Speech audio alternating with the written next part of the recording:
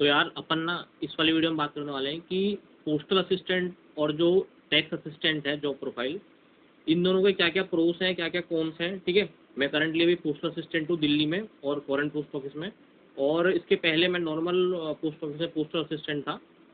तो इसमें प्रॉपर अपन हर चीज़ बात करेंगे कि लोकेशन क्या रह क्या मतलब किसमें कैसे होता है, प्रमोशन वाइज में क्या अच्छा है, आप फर्दर अगर स्टडीज़ करनी है आपको तो आपके लिए क्या बेटर रहेगा।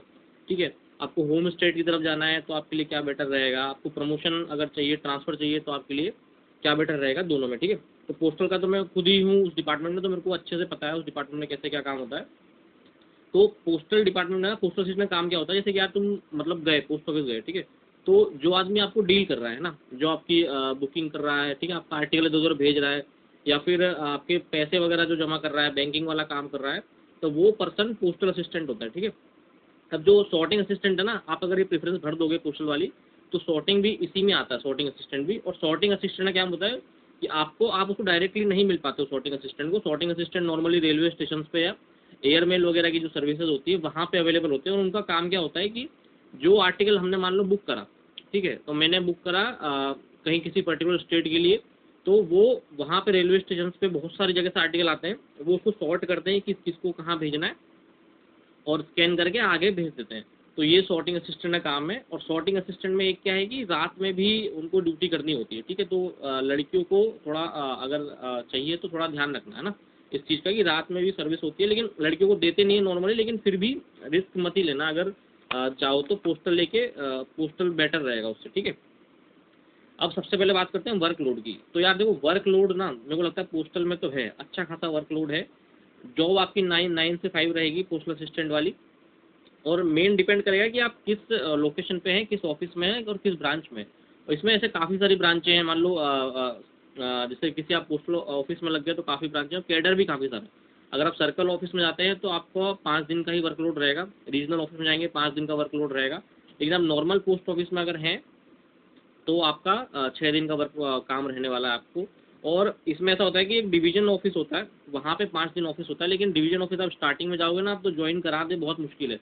डिवीजन ऑफिस में नॉर्मली 2-3 साल बाद ही वो किसी को रखते हैं वहाँ पे। ठीक है, और फॉरेन पोस्ट ऑफिस में क्या है कि एक एडमिन सेक्शन है, वहाँ पे 5 दिन चलता है वो लोग वो ऑफिस, तो वहाँ पे भी आपको 2-3 साल बाद ही रखते हैं। तुरंत आपको वहाँ पे रख लें इसके चांसेस काफ़ी कम होते हैं। ठीक है, फिर अपन दूसरी बात करते हैं पब्लिक डीलिंग की।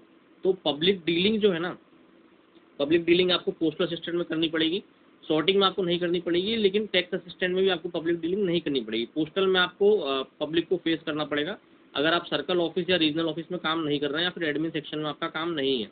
ठीक है, जो फॉरेन पोस्ट ऑफिस है वहाँ पे खाली जो बुकिंग काउंटर है वहाँ पे आपको पब्लिक को डील करना होता है, बाकी दूसरी ब्रांचेस में पब्लिक को डील नहीं करना होता है। ठीक है, तो पब्लिक डीलिंग पोस्टल में है, कुछ कुछ ब्रांचों में, नॉर्मल पोस्ट ऑफिस में है। दूसरा है कि वर्कलोड पोस्टल में काफ़ी ज़्यादा रहेगा आपको बजाय टैक्स असिस्टेंट के, क्योंकि टैक्स असिस्टेंट नॉर्मली एडमिनिस्ट्रेशन वाला काम करता है, इंस्पेक्टर की हेल्प करता है, तो वहाँ पे इतना काम है नहीं, मतलब बहुत ज़्यादा वर्कलोड आपको नहीं है। ठीक है, फर्दर स्टडीज़ की बात करें तो लोग, मैं खुद पोस्टल में था तो मैंने तो पढ़ लिया था भाई, लेकिन थोड़ा डिफिकल्ट होता है। आपको पूरे दिन कंटिन्यूस वर्क रहता है आपका लगातार, और उसके बाद आपको पढ़ना थोड़ा डिफिकल्ट है। टैक्स असिस्टेंट में आप इजीली पढ़ सकते हैं। और पोस्टल में क्या है ना कि आपका 6 दिन वर्क है, तो एक दिन आपका वहाँ खड़ा हो जाता है। टैक्स असिस्टेंट में आपको 5 डे वर्क होता है, तो एक दिन आपको वहाँ मिल जाता है पढ़ने के लिए। ठीक है, फिर है ट्रांसफ़र। तो ट्रांसफ़र में पोस्टल बहुत तगड़ा है भाई साहब, उसकी बराबरी किसी की नहीं है। 1 साल बाद आप एलिजिबल हो जाते हो रूल 38 से ट्रांसफ़र के लिए। ठीक है, अगर आपके स्टेट में या डिस्ट्रिक्ट में, मैं तो कह रहा हूँ, अगर वैकेंसी अवेलेबल है तो आप वहाँ जा सकते हो। 1 साल बाद ही आपकी एलिजिबिलिटी हो जाती है कि आप ट्रांसफ़र लेके अपने स्टेट जा सकते हो, बजाय ये कि वहाँ पे वैकेंसी होनी चाहिए। अभी भी काफ़ी लड़के आ रहे हैं ट्रांसफ़र लेके, और अभी आने वाले हैं जो 18 में ज्वाइन कर रहे थे, उनके अभी उनके स्टार्ट हो जाएंगे ट्रांसफ़र। ठीक है, 2 मई से उनको एलिजिबल कर देंगे, और उसके बाद वो अब बच्चे आना स्टार्ट कर देंगे। फिर है प्रमोशन वाइज। तो प्रमोशन वाइज पोस्टल डिपार्टमेंट काफ़ी स्लो है। पीए से आप 8 साल पहले था 5 साल बाद, अभी ये 8 साल बाद आप इंस्पेक्टर पोस्ट के लिए एग्ज़ाम दे सकते हो। और ऐसा नहीं है कि आपने इस बार एग्ज़ाम क्लियर कर दिया तो आप वेटिंग लिस्ट में हो और अगली बार आपको क्लियर कर देंगे, ऐसा नहीं है। आपको हर साल एग्ज़ाम देना पड़ेगा, हर साल उस एग्ज़ाम को क्लियर करना पड़ेगा, फिर देखेंगे कि वैकेंसी अवेलेबल है या नहीं है, उसके हिसाब से फिर आप इंस्पेक्टर ऑफ पोस्ट में एलिजिबल हो जाओगे या उसको प्रमोट हो जाओगे इस पोस्ट में। टैक्स असिस्टेंट में आप सीनियर टीए पे चले जाते हो कुछ टाइम बाद। ठीक है, और उसके बाद फिर लगभग 10 साल बाद आप इंस्पेक्टर जाते हो। अभी पहले तो जल्दी था, लेकिन अभी थोड़ा सा हो गया, लेट हो गया है। तो इतना टाइम लगेगा। और मतलब अगर प्रमोशन वाइज आप देखो तो प्रीफर करना टीए को ही प्रीफर करना, क्योंकि पोस्टल का 8 साल बाद तो आप एलिजिबल हो गए, उसके बाद कोई भरोसा नहीं है कि बन भी पाओगे या नहीं बन पाओगे, ठीक है, एग्जाम आपको देना पड़ेगा।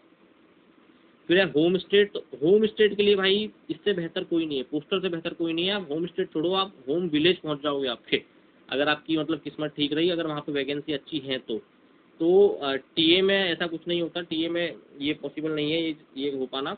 आपको बहुत कम चांसेस, आपके बहुत ज़्यादा मार्क्स होने चाहिए वहाँ पहुँचने के लिए। पोस्टल में आप इजीली कहीं दूर भी लगते हो तो बाद में ट्रांसफ़र लेके अपना होम स्टेट ईजिली पहुँच सकते हो, ठीक है, ये काफ़ी अच्छी बात है। चाहे वर्कलोड है, लेकिन ट्रांसफ़र के मामले में और होम स्टेट के मामले में पोस्टल काफ़ी आगे है, ठीक है।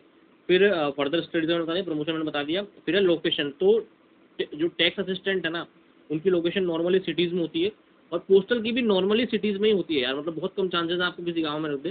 तो डिपेंड करता है कि गांव आपका कस्बा है, बड़ा है, या फिर आप खुद उधर जाना चाहते हैं, बहुत वर्षों तक हम खुद वहाँ पे जाना चाहते हैं, तो तब आपको गांव मिलता है। नॉर्मली ऐसा नहीं होता है, हेडक्वार्टर्स होते हैं वो डिस्ट्रिक्ट में ही होते हैं, तहसीलों में होते हैं, तो आपको वहीं पे पोस्टिंग मिलती है। नॉर्मली गाँव मिल पाना, गाँव में ब्रांच ऑफिस होता है, नॉर्मली जो गांव होते हैं वहाँ पे ब्रांच ऑफिस होता है, और वहाँ पे बीपीएम वगैरह जो है, जीडीएस वगैरह है, वो काम करते हैं।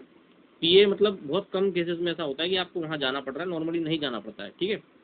आपकी खुद की चॉइस है, आपके खुद के गाँव के बगल में कुछ है तो आप जाना चाहो तो जा सकते हो, कोई बड़ी बात नहीं है, ठीक है।